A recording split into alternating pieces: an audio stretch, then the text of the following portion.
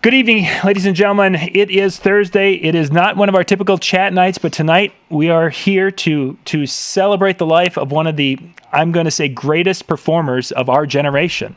As all of you know, today was a very sad day. We lost a great musician, a great entertainer, a genius in the music industry.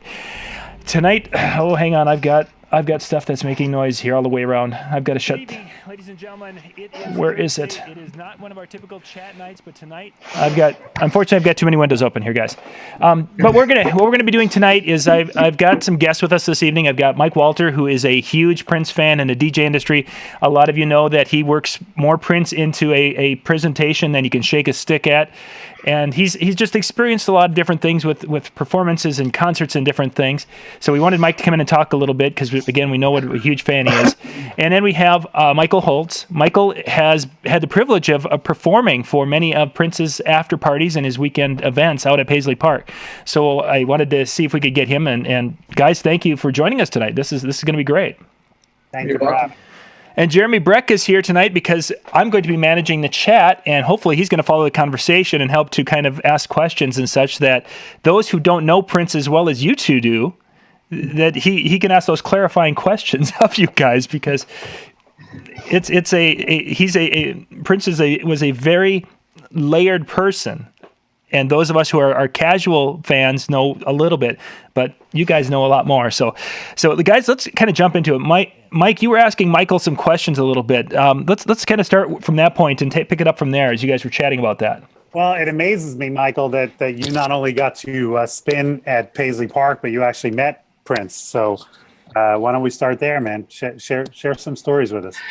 Yeah, I DJ'd out there for about two years, basically. April 2014 was the first time I DJ'd out there, and I actually did a live cast with John here as well regarding that, and getting the chance to live cast with John here as well. Be picked and called to go out to Paisley Park and DJ for these shows, and it all had started with. Are we getting some feedback there? There we go. Go ahead.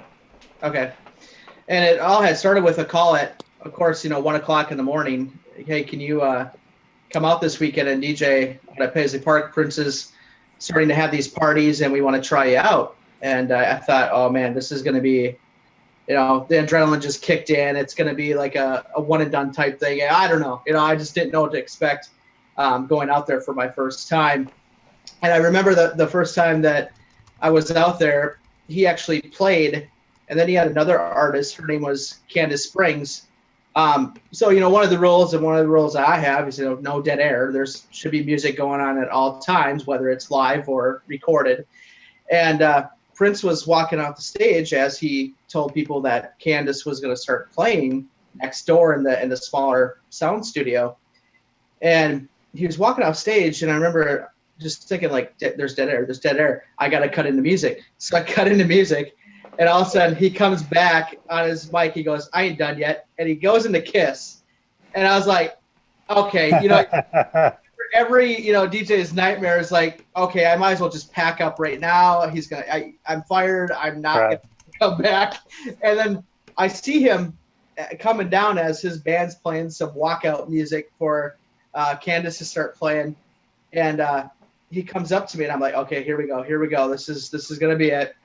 And he says to me, he goes, once Candace starts playing, you can stop. And I'm like, okay, this is going to be my first interaction with Prince. How do I break the ice here, And I just turned to him, I said, you got me on that Kiss thing.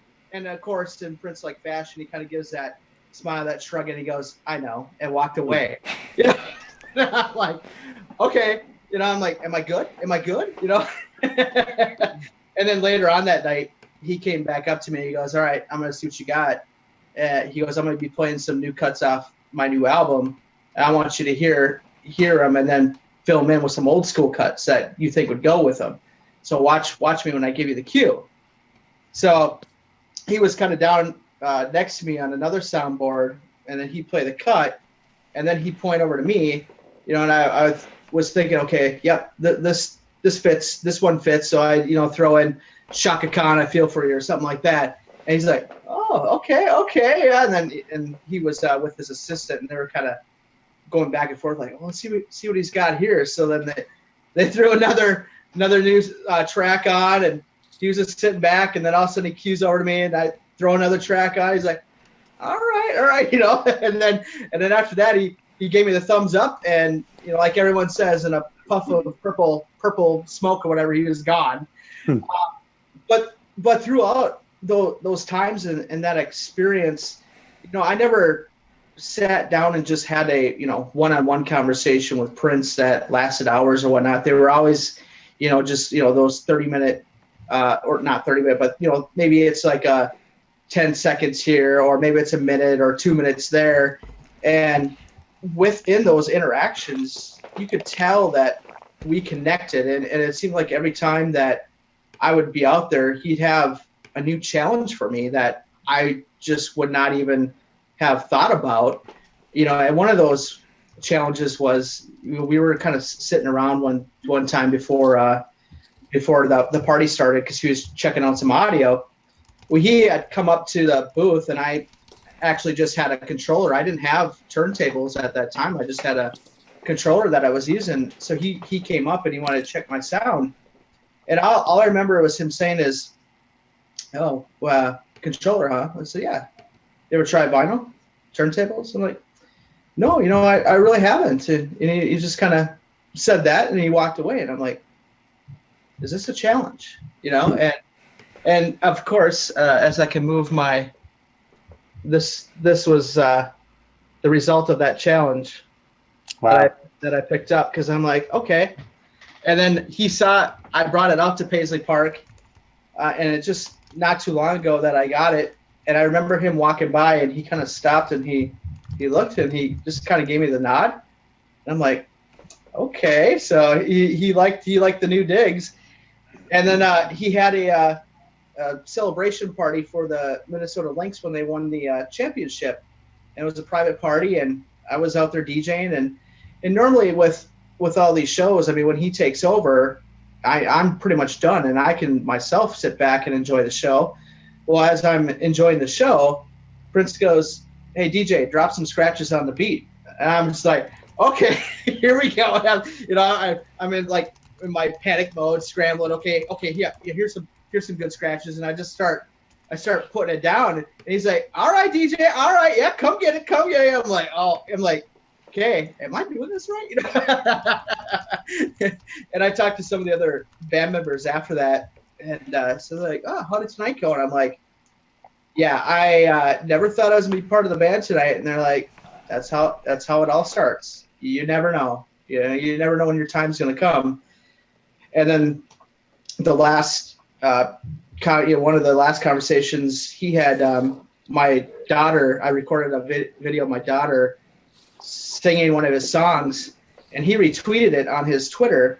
And as I'm out there, he came out, and he was just kind of giving me some direction on where to put the DJ booth and everything, and he was helping me. And as he was helping me, I said, hey, Prince, I said, what did you think about my daughter's new remix on your cut? And he goes, oh, the one that, we came to shut this down, blah, blah, blah, blah. And I said, yeah, and he just starts cracking up. He's like, that was hilarious. And those were the moments that I had with him. And for me, it's kind of like, that's all I needed, and my last moment, my experience that I had was out in January when he had premiered the piano and microphone performances. And then the last night was more of an international dance party, because there were so many people around the world that were there. And I came out, he asked me to come out and DJ. And then I remember them saying, okay, one point in the evening, Prince is going to come out, and he's going to be on the other side of the room, and he's going to be on his turntables, and he's going to do his thing.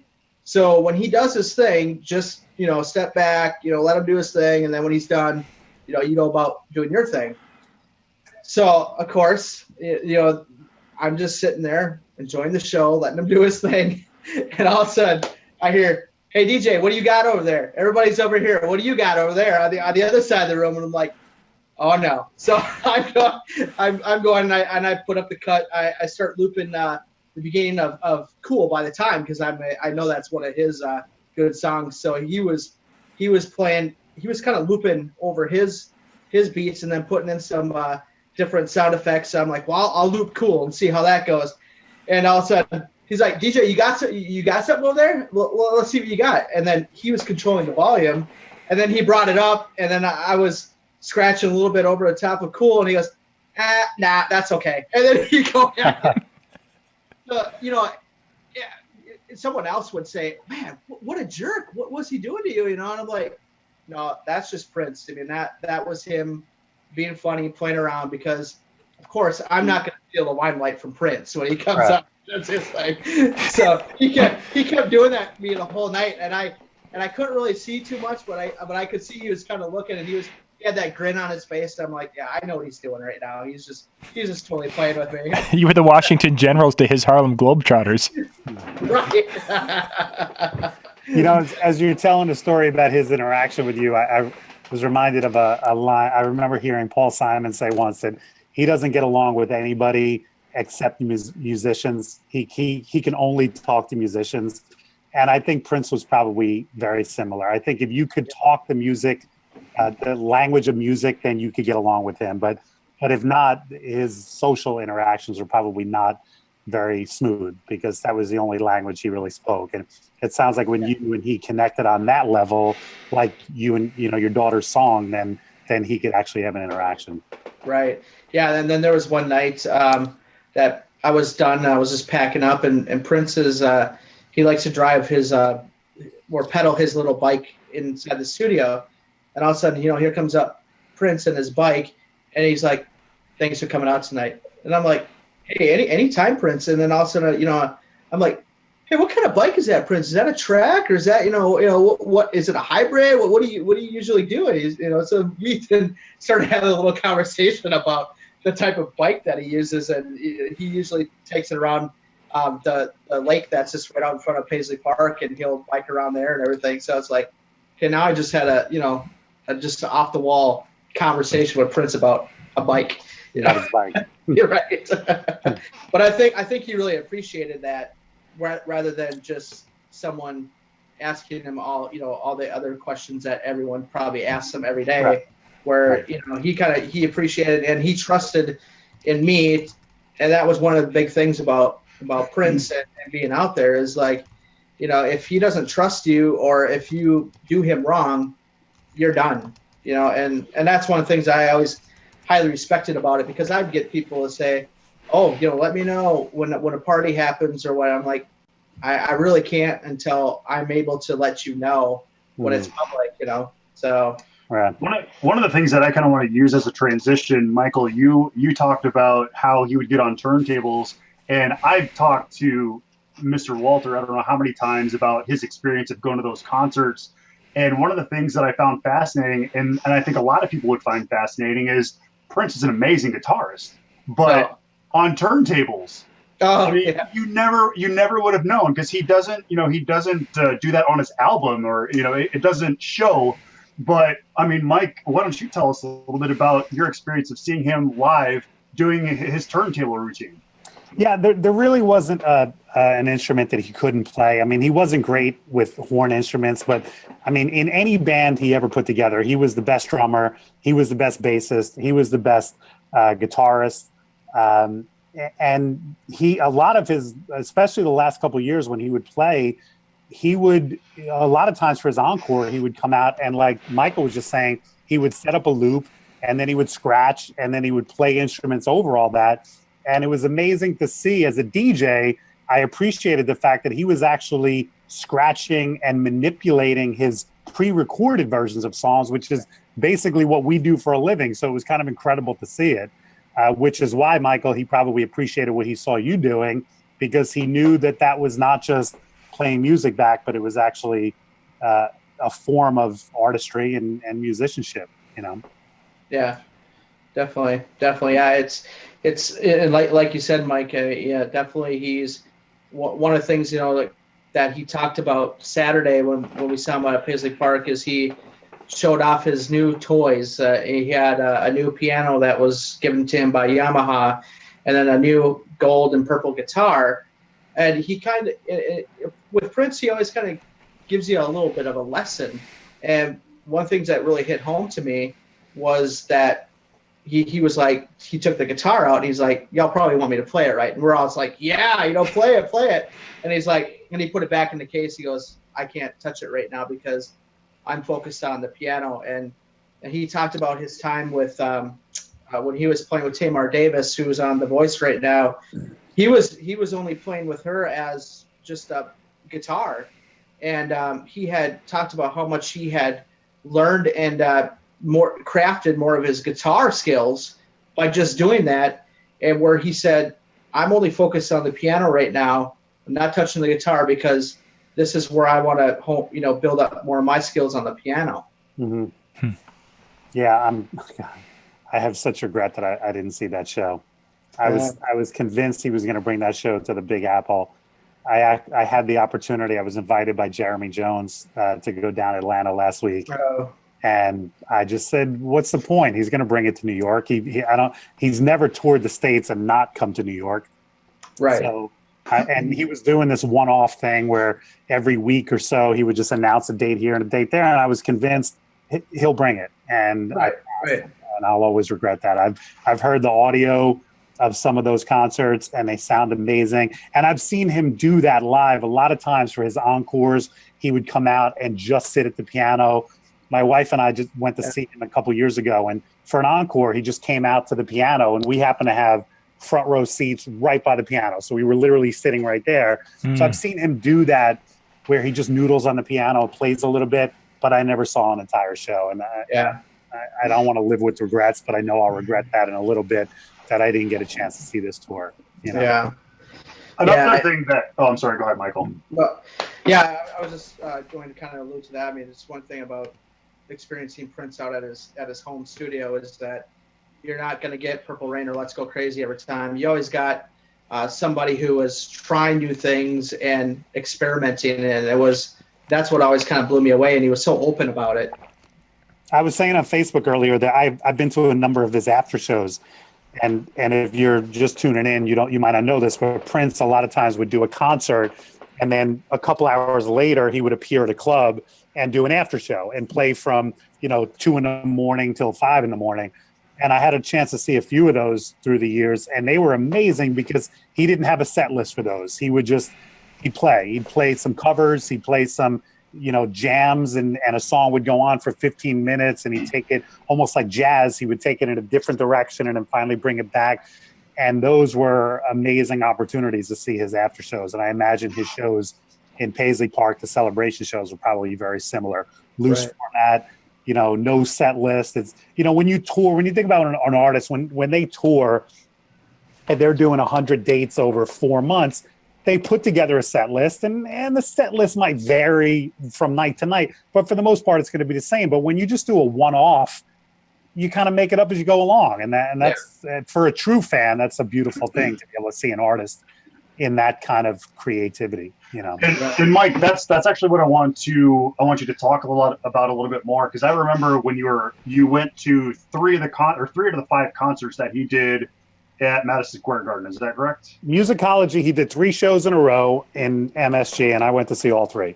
Okay, and when you saw those 3, you kind of talked about, and that shows you how artistic he was. It wasn't that, okay, I'm doing this show and I'm going to do that same show tomorrow. They were not complete repeats. Every one of those shows, they opened up, I think, with the same 4 or 5 songs, and then the entire middle of the show changed. One of the 3 nights, I forget which one it was, he did a cover of Whole Lotta Love, the Led Zeppelin song. And he tore it up. And then the next night he didn't do that. So that was a typical example. Like, this was just something he felt like doing that night. And then the next night he didn't feel like doing it. And then one of the things he did in the Musicology tour, similar to this piano and microphone, he came out at one point with just the acoustic guitar. And you could tell he was making stuff up as he went along. He would play a little bit. He would do like a chorus of one song and then go into another. And that was just, as a fan, that was just magical to see him. He had such an incredible library of music that he had written. So for somebody like that to just sit on a stool and start playing and go, I can play whatever I want here. And he could. And every night it was different, Yeah. I remember also visiting with you too regarding his Super Bowl halftime show. I actually just posted a video on my Facebook page that the commentators from the NFL Network were talking about, it started to rain, and I called him, and we were afraid he wasn't going to come out, and he said, "Bring more rain, bring more rain, make it rain." He had this vision of what he wanted to give, and he didn't want anything to hold him back. Right. One of the things that we noticed this last year when they kind of celebrated the halftime show is they had Prince, and they laid that into the song that they were singing, and it just shows you that there was so many iconic moments, and that was such an iconic moment because what Prince does when he's on a stage. I mean, he mesmerized so many people. Yeah. When you see a list of the greatest halftime shows, they usually put U2 first and the Prince show second, and I think a lot of that has to do with sentimentality. The U2 halftime show was right after 9/11. And they did the 9/11 tribute. If you remember, they brought all. So, I mean, for sentimentality's sake, yeah, I guess you can say U2. But for specifically musicianship, I don't think anyone's ever topped Prince. And the fact that he did Purple Rain in the rain was, I mean, you can't top that. And he tore. I don't want to curse here, John. I know you run a comedian. I was almost going to say the S word, but yeah, he tore that up. That solo. Similarly, somebody just posted on Facebook his performance at the Rock and Roll Hall of Fame when he was inducted, and he was inducted the same year that George Harrison was. And so the jam session at the end of the induction, they did "While My Guitar Gently Weeps." Sick. And if you have any doubt that Prince is one of the greatest guitarists of all time, and I mean put him up there with Jimi Hendrix, Clapton, Stevie Ray Vaughan, put him up there with any guitarist you think is the best. You go watch that solo from Rock and Roll Hall of Fame. You can look it up on YouTube. He tears that solo up, and then in typical Prince fashion, because he was a cocky, and again, I'm trying not to curse here. He throws the guitar up and struts off the stage like, you can't touch that. And every musician up there was like, you're right, we can't touch that. That to me was everything you want to know about. And the eyes on George Harrison's son, just like mesmerized, Yeah. He truly was an iconic legend in the industry. And I mean, not just us as DJs, I mean, we all play his music. And I guarantee this weekend, his music will be played with extra passion going into everybody's events. But when you look at the rest of the industry, like you said, Harrison had respect for him. So many people clapped in, when they asked him who's the best guitarist or what does it feel like to be the best guitarist? I don't know, ask Prince. I mean, that there was that respect there. And I'm not sure which music awards it was, but he walks out without saying a single word in a bright orange sickle outfit, walks on the stage, stands in front of the microphone, doesn't say a word. And he can't talk for 5 minutes because of the ovation. Yeah, exactly. I said that Dominic and I were driving today.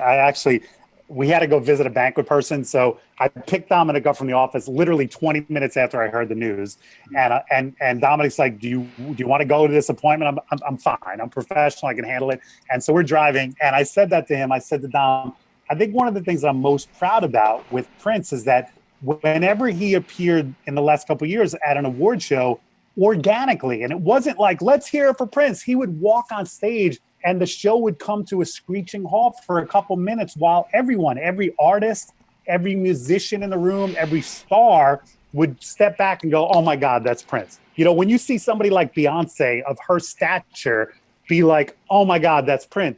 That's to me is the ultimate respect. Mm-hmm. Right. Absolutely. We were talking earlier, guys, about some of the artists that Prince has started in the industry. And now, we start. Yeah, Michael, I wanted you to actually kind of give us because you've seen some of the next generation of artists that he's been working with out there. So can you give us a little insight of how that worked out there at Paisley Park with that? Yeah, I mean, one of the things about Prince, and a lot of this is going to come out now as we learn a little bit more about him, is just how influential he was with the younger generation, and again, challenging them and being that teacher and educating them about music. A wonderful talent, Candace Springs, was out there who she was kind of one of the first ones that had came out there when I started, and just how much that he had interest in her versus how much respect she had for him.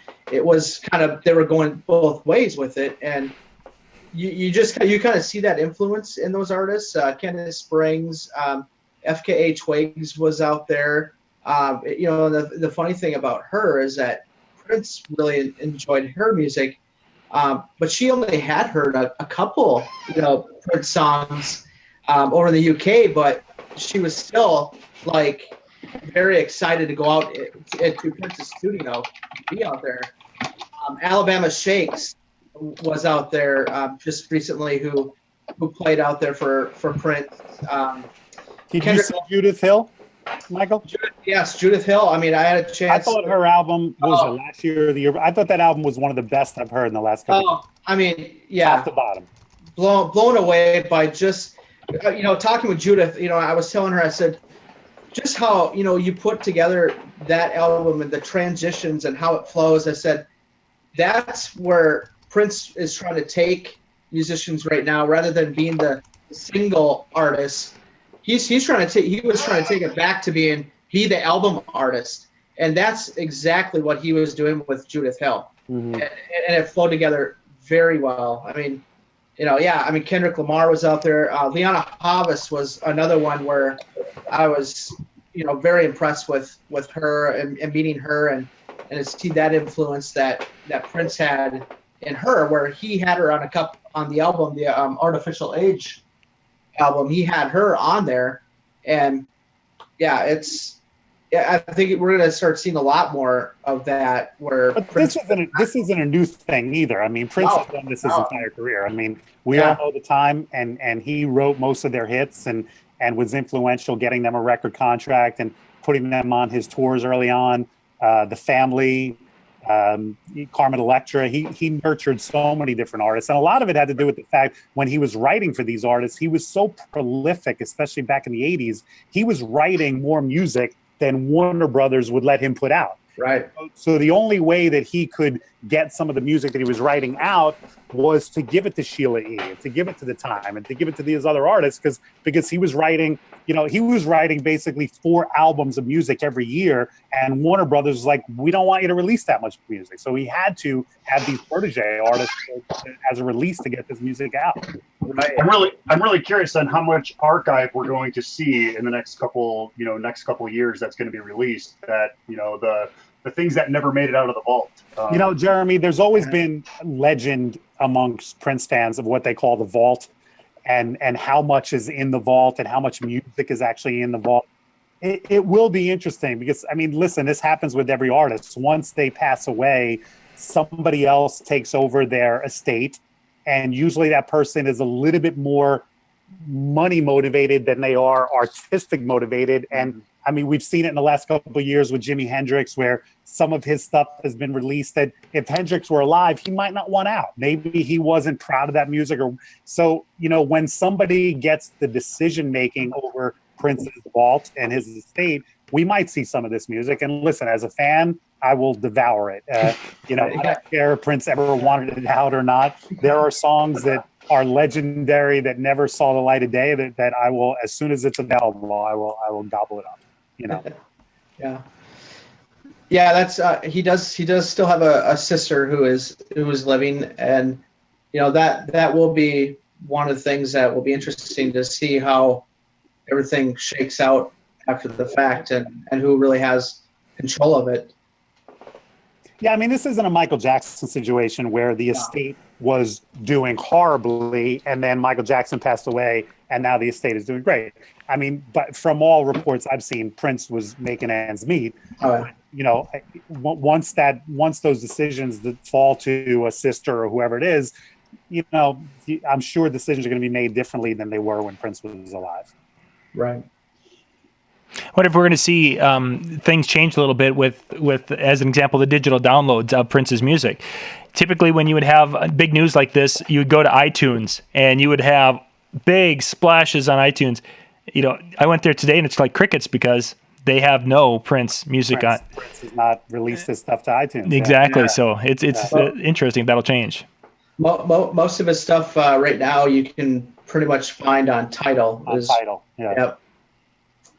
And that has to do with Prince. One of the fights that Prince chose to fight was that he wanted the artist to get more money, and he wasn't happy with what iTunes was paying, and he wasn't happy with what some of the other streaming sites were paying. So he was fighting against that. And I give him credit. I give him and Taylor Swift and these other artists credit. People say, hey, these artists make enough money. Why are they squabbling? Listen, it's their work. They should be able to choose the value of it. Mike, why don't you talk about like that number one moment? If you could explain one moment of, whether it be at a concert or, I remember when I was in the car and I heard this song for the first time. What's that one moment when it comes to Prince that really comes back? I don't know if I can do one moment. How much longer is the show going to go on? We get about 28 minutes. I'll tell you this. One of the greatest moments I remember, I got to see Prince so many times. It's hard to differentiate, but I got to see him once outdoors in Jones Beach. Jones Beach has an outdoor outdoor concert space, and it was a beautiful summer night. And I mentioned Purple Rain earlier. He broke into Purple Rain, and John, you and I have had numerous conversations about religion, and my struggles with my faith. But if there was a religious moment that I've ever had at a concert, that was it. I remember looking up, because again, it was outdoors, and it was a summer night, and I'm looking at the stars in the sky and Prince tearing into Purple Rain. And I just thought, man, this is just so. As far as moments of live concerts, that's probably, for some reason, there was something about that moment that just stands out for me. But I mean, I've had the opportunity to sit front row twice at Prince shows. Kelly and I went to see him in Las Vegas a couple years ago when he was doing his residency. And Kelly pointed out, we had dinner earlier and we were talking about it. She said, we waited forever for that show. We did, but we were right up against the stage. So I've had the chance to sit so close and be within 10 feet of the guy and watch him perform. And he was just a magical performer. But I will say, I'll say this, and I thought about this earlier too. And this is typical of your life. Years ago when I wasn't making any money and I had seats all the way up here and Prince looked like this on stage. And, thankfully the last couple of years I've done better financially so I can afford to get a seat closer. But I don't know that I've had a better time. You know what I mean? Like, I remember a concert that my sister and I went to back in the mid 80s. And we were like second to last row in Radio City Music Hall, and Prince looked like this on stage. But we had a phenomenal time. We danced all night, we sang all night, and Kelly and I have had a phenomenal time sitting next to the stage. But I don't know that they were that much better. I mean, if you're at a show of your favorite artist, whether you're here or here, it's still just an unforgettable night. How about you, Michael? What's one thing that you'll always remember?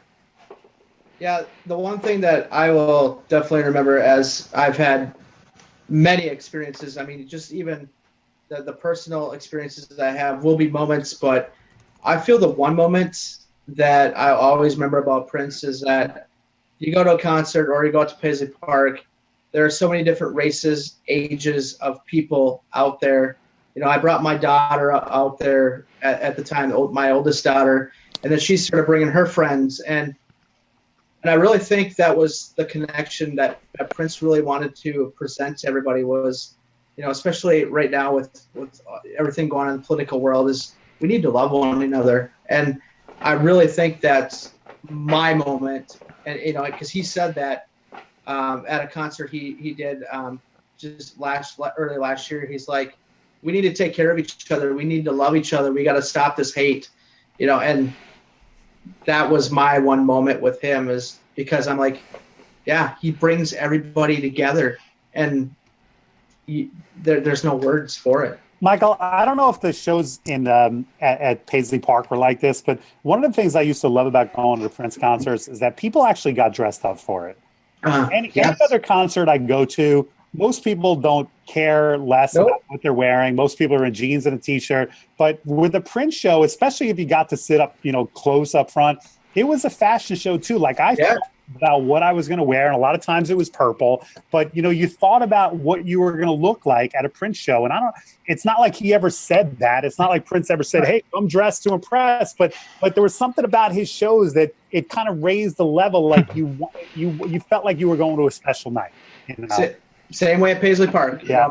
My wife would be, "Hey, you want to go out to Paisley Park?" She's like, "Oh my gosh, what kind of dress am I going to wear?" Right. What am I gonna wear? Well, and you know what? As I said, and I'm thinking to myself, it probably had a lot to do with his example, because you never saw Prince in jeans and a t-shirt. You never saw him in a sweatshirt just chilling. Prince always thought about his fashion and thought about how he's going to look. So if you're going to see him live, well, okay, you have, Mike. Okay, I'm sure you got to see him in jeans and sneakers. I have seen him in a Randy Moss jersey with nice fluffy boots. All right. So you got to see him at his most casual. So he was dressed down at that time. Jeremy, this is continue answering your question. Kelly and I went to see him the Musicology tour in Madison Square Garden, 2004, and that was the first time I sat front row. So I'll never forget it. And at the end of that show, he brought people onto the stage from the audience. So after the show, we went out for a drink, and we went out to a local bar right by Madison Square Garden. We're having a drink, and a woman who had gotten on stage walks into the bar. So now she's like a celebrity because she was on stage. So we get to chat with her at one point, and we were like, "How'd you get up there?" And apparently Prince sent people around the arena. "Oh, why don't you come up on stage?" And it was all looks, like they wanted good looking women get up. She said that they gathered them behind the stage before they brought them out, and they said, "Okay, you have 3 instructions. Don't talk to him, don't touch him, don't look at him." So now you're sending huge Prince fans on this stage, but you can't even look at the guy. They said, just dance around and act like you're having a good time. And she said at one point he came over and was like playing guitar next to her. And she's like, "I don't know what to do. I don't want to get thrown off stage. So I don't know whether I should look at him. I don't want to do anything." It was very funny. I think that's she walked into this bar and she was like a celebrity because she was like, "You were up there with him." It was amazing. Those are like the same rules for King Jong-il or whatever it is. Exactly. Yeah. Well, that was Prince. Mike, you talk about that, and that was really kind of my whole feeling too. Is like, okay, when I actually finally get to interact with him, what am I going to do? Because I hear all these stories that, you should, if you look him in the eye, that's it, or whatnot. Right. I'm like, what am I going to do? And basically it was hand out. Hey, you got me on the kiss thing. Looked him in the eye. We were good. Yeah. I'm like, all right, I think I'm okay now. So. I wasn't fortunate enough to actually see him in concert. Being in Sioux Falls, the closest we ever came to Prince was probably Minneapolis, but it was always sold out because that's his home roots. And anytime he would actually perform there, obviously sellout crowd every time, even before you could get on Ticketmaster to get tickets. So I never got to actually see him perform.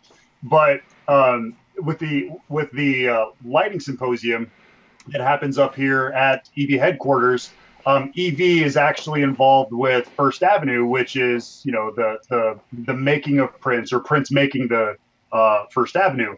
But anyways, I will never forget sitting in First Avenue and a screen coming down, and all of a sudden Mike Dussault with EV talks about this live recording from Purple Rain, and it's the actual track that's used on the album. Yeah. And he starts going into the story of this, and then when you start watching this video, and you see in the video, you see the exit sign that's actually like right there. You're like, oh my gosh, this seems so surreal. And you would get chills just watching this because that was such an important moment for anybody who appreciated Prince, because that was the making of Purple Rain. Mm-hmm. So watching that video on that exact stage where he performed that, I mean, I can't even imagine what it would be to actually see him live like you guys have. So I have to cross that off my bucket list, and not for the right reasons. But yeah, it's a shame, Jeremy, because anyone who never had a chance to see him live, you missed out, because he was. I know I'm biased, but I think he was the greatest performer ever. I really do. Yeah. I never got a chance to see Michael Jackson, so maybe he was up there. But hi, baby. Love you. Have a good night. But yeah, the fact and the difference is, I don't think Michael Jackson played a lot of instruments. So, I mean, Prince could do all that and then pick up the guitar and tear it up, which was amazing. Yeah. John, I should thank you because of your shows, I've been out to Minneapolis a number of times for speaking, and those opportunities have given me the chance to. I went to Paisley Park, even though I never got in. I stood on the outside and looked in. I went to his childhood home just to drive by and go, "This is where Prince was raised." And then I also went to First Avenue, and he wasn't playing obviously that night, but just to walk around that club and knowing the music as well as I do, or the movie, I should say, as well as I do, and going, "Oh, that's where this scene was shot," and oh yeah, look over here, this is where this scene was shot. It was a very cool moment to have the opportunity to do. And speaking of First Avenue, you look at, again, kind of the making of what First Avenue is now. And, they always say, if you're a musical artist, at one point in your career, you've played at First Avenue. And it's really cool seeing everybody who's actually performed there. I mean, from Aerosmith to, no-name bands who have all of a sudden made it somewhere. Mm-hmm. And First Avenue is a really, really incredible place. If you ever get an opportunity. We have a local bar like that by us, the Stone Pony, which Bruce Springsteen made famous. But there is a list a mile long of artists that have played at Stone Pony, and it's got to be an incredible thing if you're a musician to be on that stage, because that's the stage that so many other iconic artists have stood on, and that's just got to be an amazing thing. Yeah. Definitely. John, do you have a moment that kind of brings you back to your Prince moment? Not as much, unfortunately, because as I was talking with Brian earlier, that his very first release, of course, it was one that we listened to a little bit, and then Purple Rain came out. And when Purple Rain came out, that movie was kind of bastardized around our kind of small town central Minnesota community. So Prince really didn't happen into my world really until I got into the DJ world in the late 80s. So I didn't have a traditional getting into it like a lot of people did. I didn't. I was kind of a little bit later with my and how things went together. So unfortunately, no. I just appreciated a lot of his music and played a lot of his music, especially during those years of doing the bar gigs. I mean, his stuff was a staple, probably four songs a night would get played, and it would, because I played. Really? That must be a Minneapolis thing, because I think that's one of the things I love about Prince's music. I don't play a lot of any gigs. So is that a Minneapolis thing? Like, what are the 4 songs or the songs that you do at events, John? I would because I don't like to repeat songs in the course of a week. When I was doing my residency, I would change, and tonight it could be any way. I like Delirious, using that. Let's Get Crazy, Get Off, Erotic City. Wow. Kiss. I don't think I've ever played Delirious at a gig. This would be at the bar. At the bar is where. Is somebody knocking? Is somebody trying to get in? That's not. I hear that too. That's my daughter. Oh, okay. You let her out. Let her in or let her out, whatever the case may be. Jesus. But yeah, it's And as Michael was mentioning, doing his shows at Paisley Park, that's something that Lori and I were really wanting to do, and it just schedule-wise didn't work. Hello! Who's this? This is Soraya. Hi, Soraya. Hello. Is that you making all that noise? Was that you making all that noise? Yeah. Yeah? Welcome to the show. Yeah. You have any Prince memories you want to share? Do you have any Prince memories that you want to share about Prince? Daddy will tell you all about him when you're older. When you get a little older, yeah. Unfortunate. Yeah. She couldn't get out there. So, John, let's start with Michael. Michael, if there's one song. Yeah, that's where I wanted to go. Yeah, as we get closer to the end here, let's a couple of top songs. You want to go now? Are we good? Well, we've got a few minutes yet, but I just want to make sure we hit, because this is something that people were asking earlier today, of the top, if your go-to Prince song. And I think we almost should put it in two phases: your go-to Prince song for your personal fave, and your go-to Prince song for a dance floor. Because they're two different things. Yeah, I know, especially with you, Mike. Yeah. Okay, so actually, Before we get that, go ahead. Yeah, before we get into those two, which ones do you guys see as which ones are going to be trending in the next couple of weeks that people are going to come up and request this song? What do you feel it's going to be? Well, I, for number one, have a bride in June who specifically asked already, and this was before the fact of Purple Rain to be the closer at her wedding. Mm-hmm. But I think trending, I've played Kiss, obviously, that's always one. But Let's Go Crazy, 1999, well, they'll start trending. Sure. I think those three and I Want to Be Your Lover will be another one. I Want to Be Your Lover fits in very well nowadays with Sexy Back and Blurred Lines and that BPM and that vibe. So I know tomorrow night I have a wedding, and I know they asked for Kiss, and I'll play that, and I'll probably also play I Want to Be Your Lover because it'll fit into that. See, I wonder though if Purple Rain, as Michael mentioned, is a closing one. I wonder if we're going to have that quite a bit, because at the end of the newscast tonight, both of the newscasts that I watched, the local and the national feed, they ended with the Super Bowl, the halftime show with the Purple Rain, and then it comes in, they do this kind of frozen image, and then the dates, the birth and these years, and that was such a powerful closing shot. But at a gig, are you going to play that as a slow song? I think as an ending, as a closer, 9-minute ender. That's a pretty long ender. Yeah, but I think that if people are hearing it so much now, and it's going to become part of the lexicon for the next month and a half, this could be something that people are just wanting to. Piano Man is a long ender too. Yeah. And it might even be, have a great night, and then all of a sudden, here comes Purple Rain as they walk out. It's that. Thanks, have a great night. Definitely could be. Definitely could be.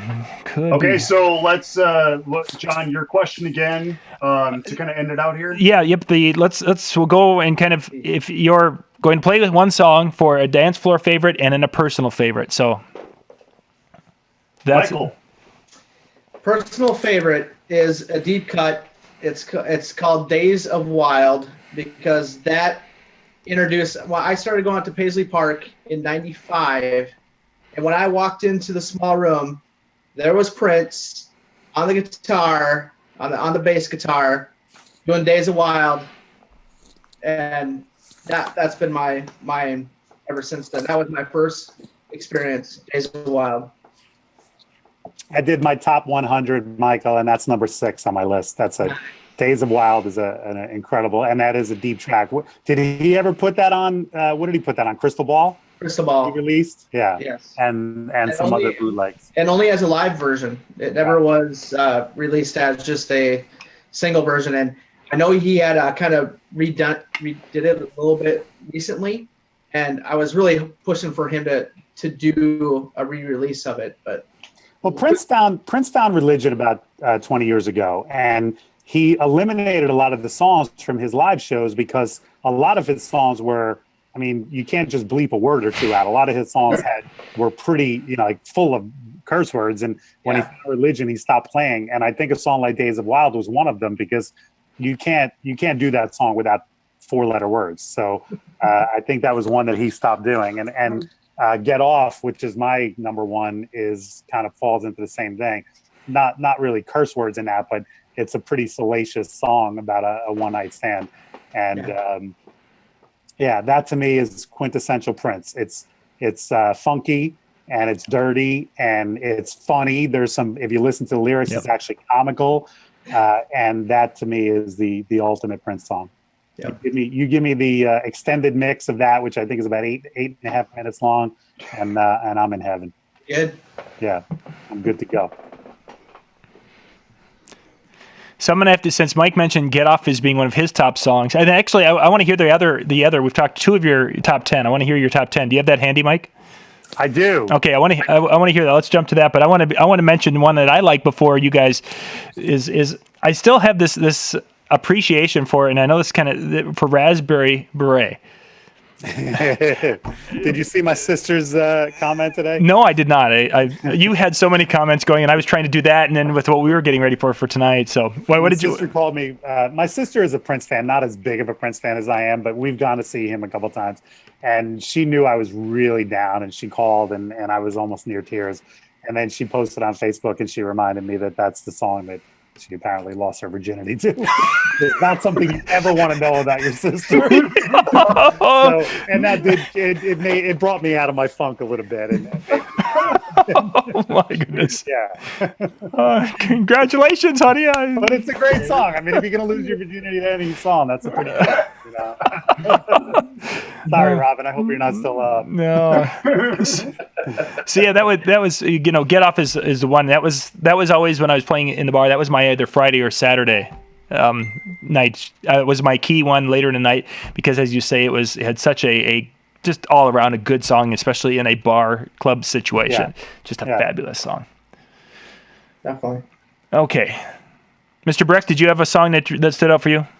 Yeah, it's just kind of like when I was, I apologize, but I'm still, not to rub this in, but I'm still younger. So when 7 came out, younger, you guys are still young. I mean, you're young at heart. But when I was in high school or middle school, I can't remember what it was. 4 or 5 years ago. Yeah, no. The song 7 came out. And I love 7 because I love how he comes in with such a strong a cappella. Nothing to back him up except his vocals. And when he comes in with that, and then all of a sudden you get that cymbal crash or the tambourine crash, whatever it is. It's so powerful how the song just builds, and then it has that nice fun, I can dance to this feel. So to me, that was always one of my favorites. It also was kind of when P Control kind of hit the mark as well, and it's a fun dance song, and believe it or not, we get a lot of requests for that. For sure. We usually save that for a little bit later in the night, but yeah. Generally, after the first dance, we want to set the tone and make sure that everybody knows who's in charge. I have to tell Grandma, just wait, it's coming. It'll make it. Great. But no, like I said, I wish I had as much appreciation as Michael and Mike. I mean, you guys have, again, you really understood him as an artist, and again, I didn't get to experience that, and that's one thing. Like I said, bucket list, I would have loved to have seen him. I don't get to experience all the B-sides like you guys do and appreciate it as much as you guys do, but I think with all of the situation that's happened, I think you're going to get a lot of people that are going to start listening to full discs as opposed to just the hits. And they're going to start appreciation more of what he did and what he was. Right. Okay, we've got about 5 minutes left, and then what's going to end up happening for those of you watching, we're going to shut the feeds off because we're going to be switching to Brian Red's going to be coming on, and he'll be coming on at 9 o'clock, but we're going to shut the stream down. Then there will be doing a new Facebook live stream and a new YouTube stream. But it's going to be basically Brian Red for probably the next 2 hours is going to be sharing and playing music and such, which means that when that live show is over on YouTube, it's going to get banned immediately. That sucker is going to be gone so fast. The Facebook one will stay there, but the YouTube one won't. So if you guys, what you'll end up having to do is either go to our Facebook page and watch for the link to pop up there, and then you'll be able to jump in with Brian and I. I'll get him started, and then I'm going to go tuck my kids into bed while Brian plays in music. So is he taking requests? He probably will because he wants to do, he's been itching to do a radio type show, and we decided that today we're going to do music on our shows. So all right, that's what we're going to go to. But let's wrap things up. Let's go through that top 10 list if you wouldn't mind sharing that with us, Mike. The moment everybody's been waiting for. As will become very obvious, Prince's my favorite music of Prince is his funky stuff. It's his 100 to 105 BPM, really hardcore, dirty funk stuff. So, and that kind of stands out in my list. My top 10 is Electric Chair from the Batman soundtrack. Mm-hmm. That's 10. Now, which is a really funky song off the Gold Experience. Starts out with him just shouting now, and it just goes into a really funky beat. One of the saddest songs, and God of all days, Sometimes It Snows in April, which is a slow song that he wrote off of the Parade album about a friend dying, and it's very obviously poignant today. 7, Jeremy, that's 7th on my list. Great song. I agree. I love the acapella beginning and the cool beat. Michael, as I said, number 6 is Days of Wild. Great song. Money Don't Matter Tonight, which is off of the, is that the Symbol album? Money don't matter tonight. No, Diamonds and Pearls. Diamonds and Pearls, right. Great song. And that fantastic line, he talks about the child dying, and he says, and you think you got it bad. Great song. Bat Dance, number 4.